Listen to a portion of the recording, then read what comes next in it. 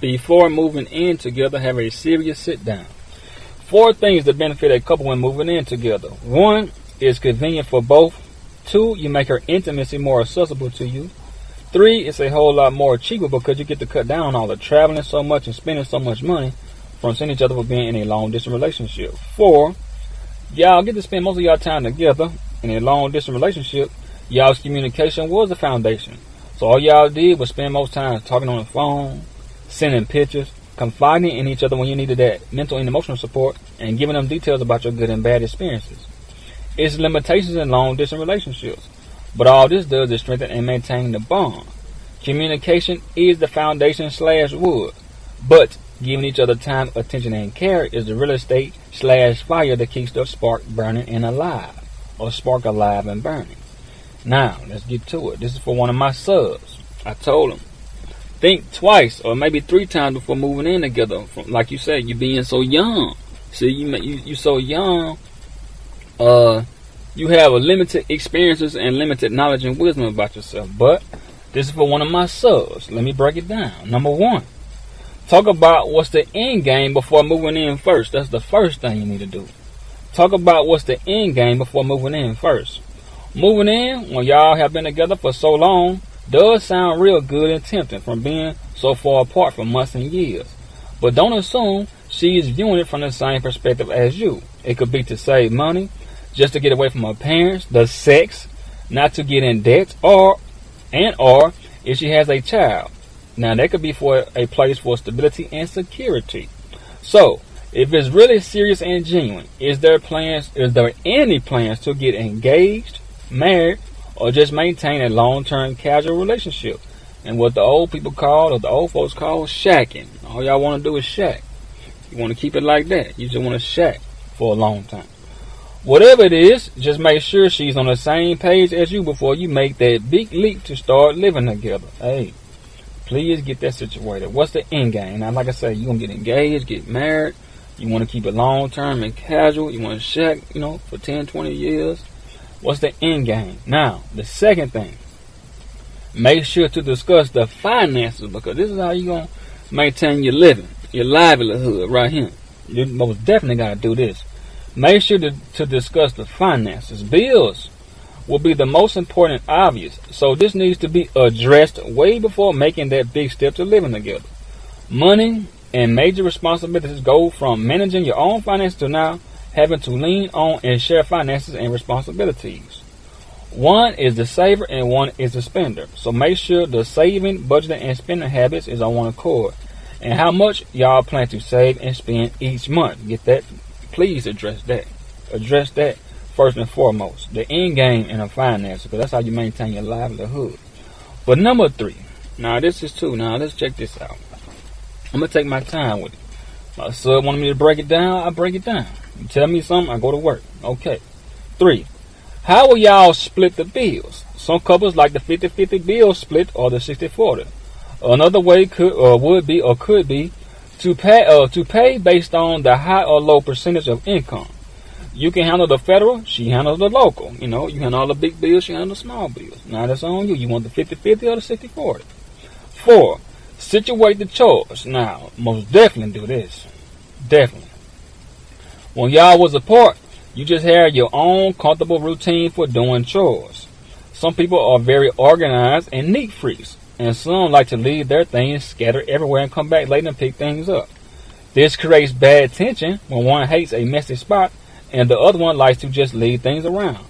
Addressing this first is helpful when it comes to setting the right high standards and expectations. The best way to handle this is to discuss how clean y'all want the house to be, spick and span. Let it be spick and span. Which chores each partner is responsible for and how often each should take care of them. You got to make sure you, like to say, the bills and splitting the chores. Have that situated too. You got to. All this stuff matters, man. All this stuff matters. Number 5. Check this out now. Who's spiritual or who's religious? Now, I say this because it can mean a whole lot. Like if you're gonna have some kids, how you gonna raise your kids? Like this is so important right here to me. Who is more spiritual or religious, or who is spiritual or religious? Now check this out. Both partners don't have to share the same religion to have a firm and healthy relationship. But it'll be more beneficial if both did talk about the values, beliefs, and tradition before moving in. And this is why this is so important, man. What if she is more religious and you are more spiritual? And she is going to religious services every Wednesday and the weekend, and it doesn't fit into your schedule. If y'all have a child, how would y'all raise the child to be spiritual or religious? See that? See? That's so important. How you going to raise your child to be spiritual or religious? If you like celebrating Christmas and she doesn't, how will y'all handle that? Along with Thanksgiving, New Year's, Valentine's Day. So both partners need to be on the same page when it comes to spending big holidays, spiritual or not. In my opinion, each partner has to be on one accord when it comes to having the same core values, beliefs, interests, and traditions in order for the relationship to thrive and survive. Now, that's just my opinion. That's just my opinion. My opinion, each partner has to be on one accord when it comes to having the same core values, beliefs, interests, and traditions in order for the relationship to thrive and survive. Number 6, like I say, I'm going to take my time because I want to break this down thoroughly, man. Before you move in, have a serious sit down and ask these questions too before you move in. Cohabitating can bring laziness now. When y'all were seeing each other on the weekends or every now and then, each moment in time were exciting and fresh like that novelty. Y'all probably talked on the phone most times, but focus most of y'all time on planning to see each other. But as soon as y'all move in together, that unique dynamic will change because you're seeing each other every day and night. Then you will start to get a little comfortable from having your partner around you so much. That novelty disappears. On the weekend, every now and then was cool, fresh, exciting. Every day, oh yeah. When we're living together, in order to try to maintain that spark, schedule sometimes to be together and sometimes to be apart, and that's key. Sleep in separate rooms to keep that desire and attraction towards each other. I say that. Keep the bathroom door closed when both are at their lowest moments and doing number 2. That keeps that attraction towards that partner too. You know, because like I say, when she or he is in their lowest moments, keep that door closed. What I mean by that is throwing up, you know what I'm saying, doing number 2. You don't want to see all that. Keep that door closed. You know, that right there keeps the attraction. Maintains the attraction. Okay. Make sure y'all always have the right bathroom supplies. Soap, lotions, deodorants, body sprays, cologne, perfumes. She got some nice lingerie, boxer briefs, Tyson, etc. Do everything possible to maintain that desire, attraction, and spark. 'Cause that's key, man. That is very key right there. Very key, man. Who is more spiritual or religious? You want to do that.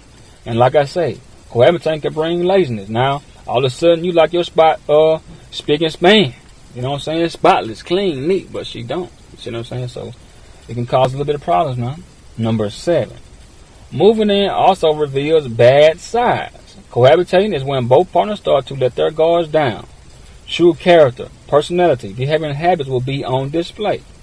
It'll be much harder to conduct yourself in positive ways when sharing a house because both will not always see eye to eye on most things. Now that is true now. See, now you're going, it's one way you want one thing. It's one way she wants something else. So it's going to be, like I said, y'all ain't going to always see eye to eye on everything. But both can try to prevent future fights and arguments from getting too far out of hand by coming up with certain strategies for when verbal heated fights start to happen. When things get real heated and intense, both can pull themselves away before things get out of hand. And then, once cooler heads prevail, they can come back and resolve the issues and problems or just huddle up and have a serious sit down every Sunday to do inventory and go over everything they missed throughout the week from being so busy. I like that. You can huddle up on every Sunday, huddle up. Okay, now, we was busy all week long. What did we miss? What did we need to go over? You see what I'm saying? Playing, hold up. Hey, man, they can really save a relationship or a marriage. They can really save it, man. Hold up, every Sunday. Okay, we was busy throughout the week. But what did we miss? What can we go over right quick and just go on? You know what I'm saying? Like I say, man, do inventory. Make a list of things to go over. And like I say, that's another, that's a perfect strategy. Number 8, especially when you get like into an argument. Okay, what we're going to do if we get into an argument, we're going to always see eye to eye. You're going to go in the room and let cooler heads prevail and take our time and come back. But it can always happen like that. I'm just saying, that's why I say, you know what I'm saying, playing like strategies. I ain't saying it's going to always work like that, but just playing strategies. Number 8. If she has a child, that can have an effect on her moving in. Commitment and communication is key in relationships, and that applies when parenting is involved.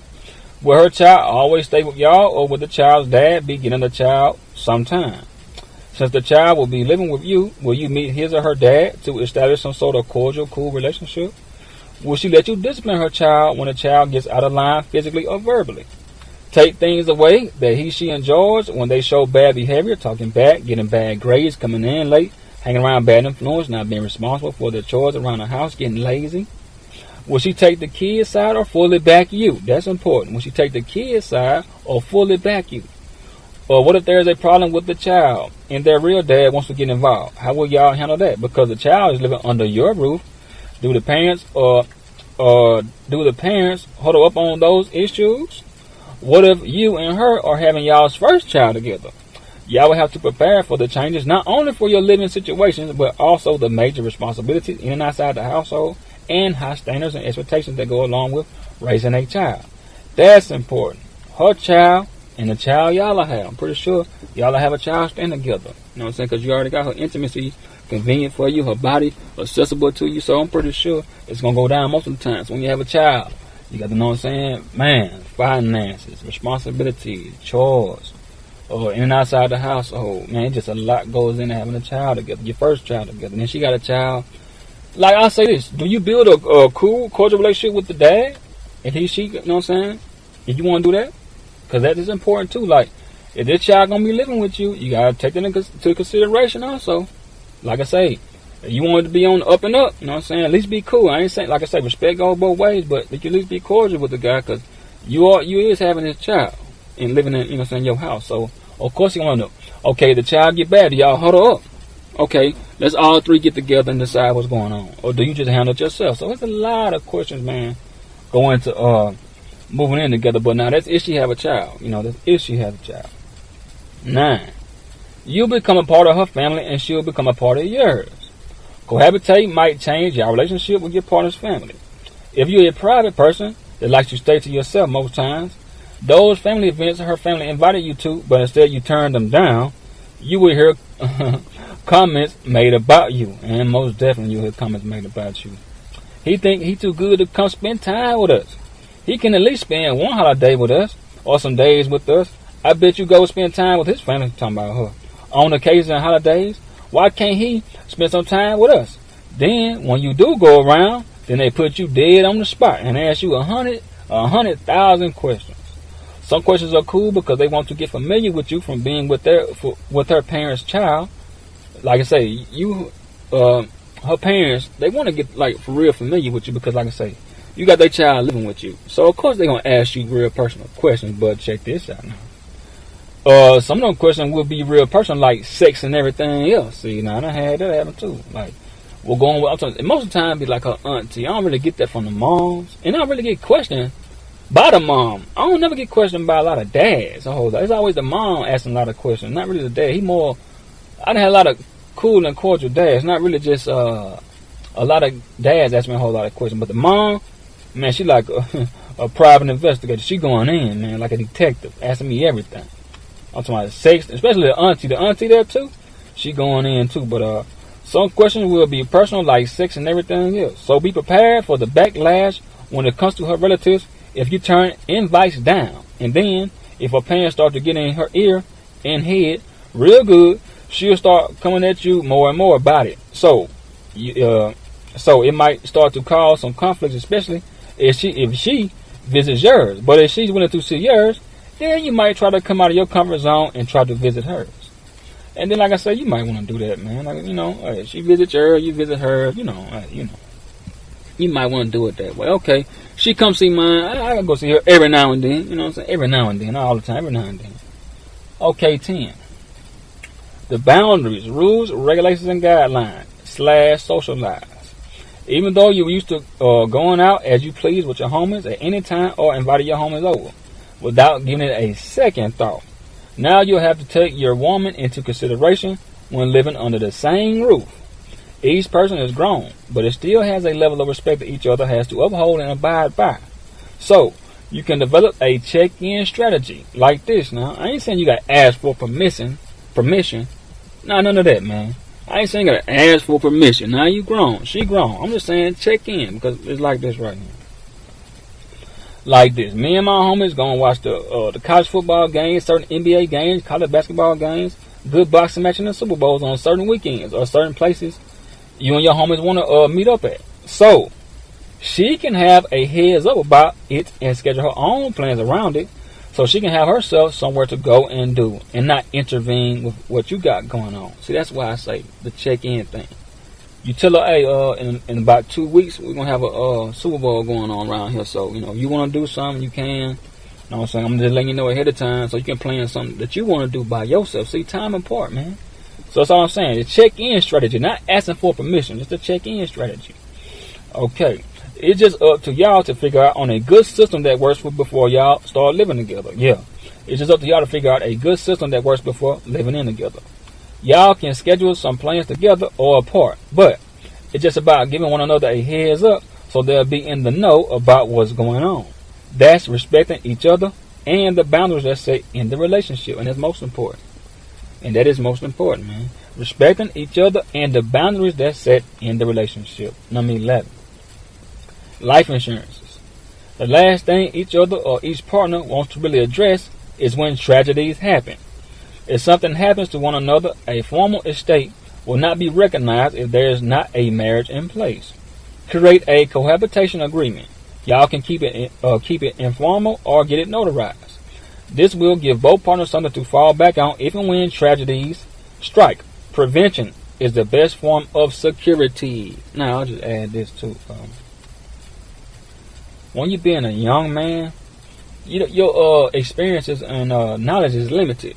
So me, myself, I wanted to become a man before I started, living in with a woman or move in with a woman, move in with me. I just say it like that. Because see, at the age I am now, being 30 plus, I can handle a lot of things because I got a lot of experiences. I got a lot of wisdom, knowledge under my belt. A lot of insight, information, and I can grow her up more maturely as a woman because I'll be mature myself. But when you in your early 20s, you have limited experiences and limited knowledge about life itself and women. Because like I said, you can have sex with a whole lot of women, but do you really actually know women? You see what I mean? Do you really understand women? First of all, have you mastered yourself? See, that's the first thing. In your early 20s, you haven't mastered yourself. You haven't mastered self-discipline, self-confidence, stuff like that. See what I mean? So me personally, I would want to come a position first before I become, because a man is a position, like I say, I broke that down. A man, he has integrity, morals, principles, he's stoic, master problem solving, contemplating, all that good stuff like that. His intangibles, man, is priceless to him and valuable, but in his early 20s, he don't have all that. So when you're at a young age and you're trying to move in a woman, now I know the reasons why, like I said, you're trying to make her intimacy and body more convenient and accessible to you, but how would you raise her to her highest level of maturity when you kind of immature? See what I mean? You can't do that being immature. You can't help make a person the best version of themselves when you're just not learning about yourself. You see what I mean? So that's what I would say to that. Like, become a position first. Now, I'm not saying if you feel like it's the right move to make, you want to move in together, hey, go ahead. But now, if I was talking to my cousin or my little brother or my son, I was telling them to wait on it, trying to move in together with a woman, man. Like I say, it's gonna look all good. Like I said at first, man, it's very tempting, man. You're thinking about the sex, you know what I'm saying? Gonna be hot and heavy every day, but that's gonna get very old. That's gonna get very old, man, very old. And then, like I say, I know it's cheaper on you riding up and down that road. You want to just go ahead living together so it'll be easy on both of you, on both of y'all. Then, it comes to, if you ain't strong enough mentally and emotionally, how you gonna handle all those make and break levels, the hard times, the hardships, the obstacles, the hurricane, earthquakes, tropical storms, thunderstorms? How you gonna handle all that being just so young at a young age? It's like I say, man, a man and his intangibles and his good qualities can handle all of that. You see what I mean? Because he prepared for that. Because throughout his whole life, he been going through all of that, through all up and down experiences being an older man. Now, when that time does come, he can handle it then. You see what I mean? Because he prepared for it mentally and emotionally and physically. And I'll just say this too, while I'm at it. The reason why I don't talk about lifting weights, see, my channel is Wide, Sharp, and Wide. So I always try to give knowledge and wisdom, understanding. I don't really talk about weights because it's certain situations that you can get in with a woman. It's not gonna cause you to get physical with her. It's gonna cause you to be mentally and emotionally strong. Now I'm gonna say this too. I'm gonna take you back to those blues singers. Now, whenever you hear a blues singer sing, he's not telling you about a woman hurt him physically. He ain't telling you about a woman ran him over with a car. She stabbed him. She pushed him on the ground, kicked him, or whatever. Like, he ain't telling you about nothing physically that happened to him. He telling you about how he got his heart broke, because the best form of security is prevention and safeguarding. And he didn't safeguard himself from her breaking up with him and all that, getting his heart broke. So that's what I was saying about the best form of security is prevention and safeguarding. So those blues singers always talk about just getting hurt, by their emotions, getting hurt mentally. That's why they made songs about women. The blues, because like I say, the blues, I'm down, I'm hurt. That's what the blues is. I'm down, I'm hurt. I'm just sharing my experiences with you. But I just wrote a song about it. So that's the reason why I don't talk about necessarily about lifting weights and all that. Like, you want to improve on your appearance every day. You know what I'm saying? Like your face, your muscles, all that. That's cool. But what I talk about is because the situation that you're getting in with a woman is always going to be like mental chess. Because like I say, the game of life is chess. And the game between men and women is chess. Everybody trying to position themselves to win. You know what I'm saying? The woman's security is a lifetime commitment. Look at Dr. Dre's wife and Tracy Morgan's wife. You see what I'm saying? Trying to get security, to maintain the lifestyle that they was living from being married. See, they went in with the agenda of the real reason and intentions of getting married. Hey, when I leave, I want to leave here with a big bank. I want to leave here and leave her empty. I want to get married, have some kids, spousal support, child support, all that. I want to leave with at least half or more than what I, can get. I want to get it all. That's why she asked for $2 million, because, well, she ain't gonna get it now, they say, but she asked for $2 million because they were hoping that she would have settled for $800,000 or $1 million. You see what I'm saying? That's why she asked for a high price. But anyway, so that's why I said I don't really talk about like lifting weights. I leave that to my OG Ron Wells, because situation that a woman put you in, it's gonna require you to be mentally and emotionally strong. It's gonna require you, man. You're gonna have to be required, man, to be mentally and emotionally strong, or you're gonna be singing them blues songs. You see what I mean? So that's why I talk about it, because when a man, I'm talking about a real man now with boundaries, he's not going to let a woman hit him. And he's not going to fight the woman. You know what he's going to do? He's going to defend himself. He ain't trying to go blow for blow with a woman. No. Now, unless he's defending himself, yes. But just fighting under the fighter? Oh, no. He'd rather cut a woman loose and have his peace of mind rather than just get physical with a woman and then go to jail, lose a job and all that. Come on, man. Like, a man's mind is, 10, 20 years down the line. He's not trying to let nobody get in the way of his purpose. At all. No woman. At all. I'm telling you, man, whatever. Ashanti, Beyonce, whoever, man. His mind is focused. 10, 20 years on down the line. Especially if he got kids. So that's what I mean, man. Like, it's just about being strong mentally and emotionally, man, with a woman, because all her tests are like subconsciously, and she mastered that realm, the subconscious, the little subtle, the silent treatment, and all that, man. It just, a woman's ways, man, really, you got to be, man, just like real sharp when it comes to that, because she ain't gonna come at you physically. Like I say, a man is not gonna get into all that with a woman. If anything, he's gonna defend himself, not fight her. So before he fight her, he gonna just cut her loose. I ain't gotta deal with all that, because I know the society gonna be on your side. I know when it comes to courtroom, the judge gonna be on your side. So if I swing at you, even if I just push you down on the ground and you have a little sore or scar, I'm going to jail, losing my job. Now I gotta move back in with my parents and my best friend, start all over again. So before he do that, man, fight a woman, he gonna just cut her loose. That's a man. Now grown male gonna sit there and duke it out with her and all that, and end up in jail and all that, lose everything and say he worked for and all that. But a grown man, when he see disrespect, he check it, and he don't let it continue, and he just be done with it, man. If you don't, she ain't cooperating with him. So I just say that to say this, man. That's why I always talk about wisdom and knowledge and stuff like that, because situations you get into really require you, man, to be mentally and emotionally strong. Because a lot of those blues singers, one song I had heard, I forgot his name, but the guy said, before she left me, She stepped all over my heart. She could at least took off her heels. See what I mean? He wasn't talking about she cut him. She wasn't talking about he wasn't talking about she burnt up his car, up his home, keep them in the balls and the nuts, none of that. He was talking about how she hurt him in the heart, man, emotionally.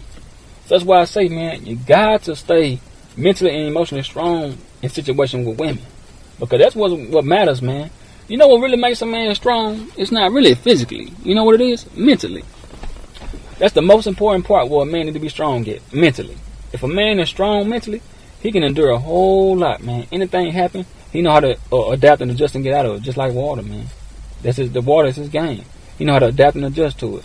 So that's why I always speak about the wisdom and knowledge about just the signs about women. All this stuff, I'm talking about the physical a whole lot, because, like I said, the situation you get in with women, man, you're going to have to be sharp, man. I'm talking about any little thing. You know what I'm saying? She disrespecting you, that's when the prevention come in. She break your heart, that was a safeguard come in at. See what I mean? So you got to be on your square. You got to be real sharp, man, dealing with any type of women. Because, like I say, both of them come in with the game, but you got to know how to decipher all of it, man, adjust and adapt to all that. You know, improvise and just be quick with it. I'm talking about instant lightning tap quick. But just for my sub, he wanted me to break it all the way down before moving in, have a serious sit down.